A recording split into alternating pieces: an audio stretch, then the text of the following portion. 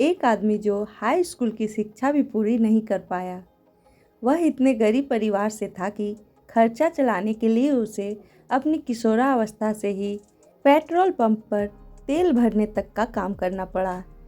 ऐसे लड़के ने जब एक वृद्धा के तौर पर दुनिया को अलविदा कहा तो उसकी संपत्ति का मूल्य 62,000 करोड़ रुपये से भी ज़्यादा था। अगर आप अभी तक इस शख्सियत के बारे में नहीं जान पाए तो हम बात कर रहे हैं धीरूभाई अंबानी की। एक ऐसा सफल चेहरा जिसने हर एक गरीब को उम्मीद दी कि सफल होने के लिए पैसा नहीं, नीयत चाहिए। सफलता उन्हीं को मिलती है जो उसके लिए जोखिम उठाते हैं। धीरूभाई ने बार बार साबित किया कि जोखिम लेना व्यवसाय का नहीं, आगे बढ़ने का मंत्र है।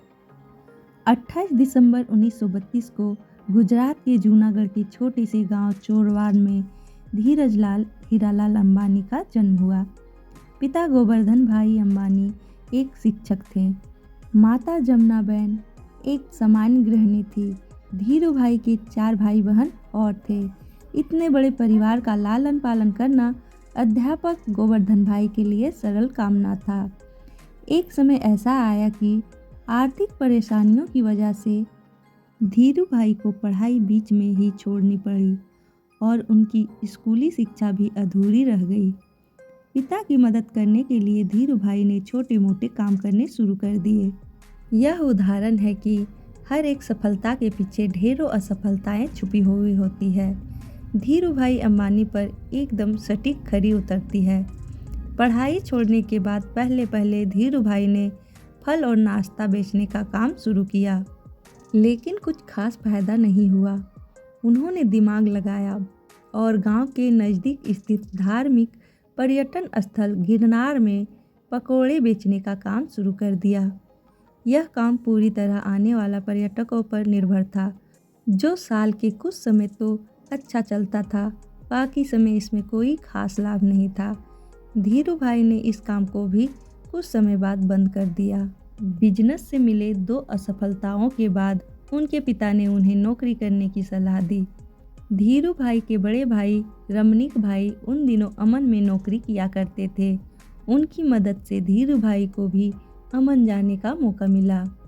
वहां उन्होंने सेल कंपनी के पेट्रोल पंप पर नौकरी की शुरुआत की और महज 2 साल में ही अपनी योग्यता की वजह से प्रबंधक के पद तक पहुंच गए। इस नौकरी के दौरान भी उनका मन इसमें कम और व्यवसाय करने की मौके की तरफ ज़्यादा रहा। उन्होंने हर एक संभावना पर इस समय में विचार किया कि किस तरह से सफल बिजनेसमैन बन सकते हैं। 2 छोटी घटनाएं बिजनेसमैन के प्रति उनके जुनून को बयां करती है। यह दोनों घटनाएं उस समय की है जब वे सेल कंपनी में अपनी सेवाएं दे रहे थे। जहां वे काम करते थे वहां काम करने वाला कर्मियों को चाय महज 25 पैसे में मिलती थी, लेकिन धीरूभाई पास ही एक बड़े होटल में चाय पीने जाते थे जहां चाय के लिए 1 रुपये चुकाना पड़ता था। उनसे जब इसका कारण पूछा गया तो उन्होंने बताया कि उस बड़े होटल में बड़े बड़े व्यापारी आते हैं और बिजनेस के बारे में बातें करते हैं। उन्हें ही सुनने जाता हूँ ताकि व्यापार की बारीकियों को समझ सकूँ। धीरूभाई ने अपने ही तरीके से बिजनेस मैनेजमेंट की शिक्षा ली। इसी तरह दूसरी घटना उनकी बारीक नज़र और अवसर भूलने की क्षमता की ओर इशारा करती है। हुआ यूँ कि उन दिनों में अमन में चांदी के सिक्कों का प्रचलन था। धीरूभाई को एहसास हुआ कि इन सिक्कों की चांदी का मूल्य सिक्कों के मूल्य से ज़्यादा है और उन्होंने लंदन की एक कंपनी को इन सिक्कों को गलाकर आपूर्ति करनी शुरू कर दी। अमन की सरकार को जब तक इस बात का पता चलता वे मोटा मुनाफा कमा चुके थे। ये दोनों घटनाएं इशारा कर रही थी कि धीरूभाई अंबानी के पास एक सफल बिजनेसमैन बनने के सारे गुण हैं। अमन में धीरूभाई का समय बीत रहा था कि वहां आज़ादी के लिए लड़ाई शुरू हो गई और ढेरों भारतीयों को अमन छोड़ना पड़ा। ईश्वर ने एक सफल बिजनेसमैन बनने के लिए परिस्थितियां गढ़नी शुरू कर दी। इस नौकरी के चले जाने के बाद उन्होंने नौकरी की जगह बिजनेस करने का निर्णय लिया, लेकिन व्यवसाय शुरू करने के लिए पैसों की ज़रूरत थी। धीरू भाई अंबानी के पास निवेश के लिए बड़ी रकम नहीं थी, इसलिए उन्होंने अपने मामा त्रियंबका लाल दामिनी के साथ मसालों और शक्कर के व्यापार की शुरुआत की। यहीं पर रिलायंस कमर्शियल कॉरपोरेशन की नींव पड़ी। इसके बाद रिलायंस ने सूत के कारोबार में प्रवेश किया। यहाँ भी सफलता ने धीरू भाई के कदम चूमे और जल्दी ही वे बॉम्बे सूत व्यापारी संघ के कर्ता धर्ता बन गए। यह बिजनेस जोखिम से भरा हुआ था और उनके मामा को जोखिम पसंद नहीं था, इसलिए जल्दी ही दोनों के रास्ते अलग हो गए। इससे रिलायंस पर कोई खास फर्क नहीं पड़ा और 1966 में रिलायंस टेक्सटाइल्स अस्तित्व में आ गया। इसी साल रिलायंस ने अहमदाबाद के नरोदा में टेक्सटाइल मिल की स्थापना की। विमल की ब्रांडिंग इस तरह की गई कि जल्दी ही यह घर घर में पहचाना जाने लगा और विमल का कपड़ा बड़ा भारतीय नाम बन गया।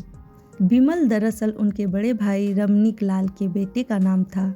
इन्हीं सब संघर्षों के बीच उनका विवाह कोकिलाबेन से हुआ, जिन्होंने उन्हें 2 बेटे मुकेश और अनिल तथा 2 बेटियां दीप्ति और नीना हुई। उन्होंने इसके बाद पीछे मुड़कर कभी नहीं देखा और रिलायंस कपड़े के साथ ही पेट्रोलियम और दूरसंचार जैसी कंपनियों के साथ भारत की सबसे बड़ी कंपनी बन गई। इन सब के बीच धीरू भाई अंबानी पर सरकार की नीतियों को प्रभावित करने और नीतियों की कंपनियों से लाभ कमाने के आरोप भी लगते रहे। उनके जीवन से प्रेरित एक फिल्म गुरु बनाई गई, जिसमें अभिषेक बच्चन ने उनकी भूमिका का निर्वाह किया। लगातार बढ़ते बिजनेस के बीच उनका सेहत खराब हुआ और 6 जुलाई 2002 को उनकी मृत्यु हो गई। मृत्यु के बाद उनके काम को बड़े बेटे मुकेश अंबानी ने संभाला।